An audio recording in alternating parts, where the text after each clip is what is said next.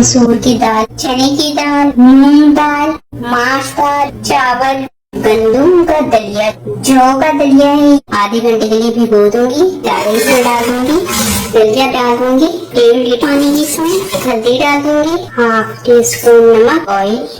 प्याज लिए थे मैंने 2 अदरक, लहसुन पेस्ट, अदरक पेस्ट, 2 मिनट भूनूंगी। मटन लिया है मैंने 1 kg, 5 मिनट भूनूंगी मैं मीडियम फ्लेम पर। नमक, हल्दी पाउडर, लाल मिर्च पाउडर, धनिया पाउडर, गरम मसाला पाउडर, जीरा पाउडर। मजीद 5 मिनट भूनूंगी।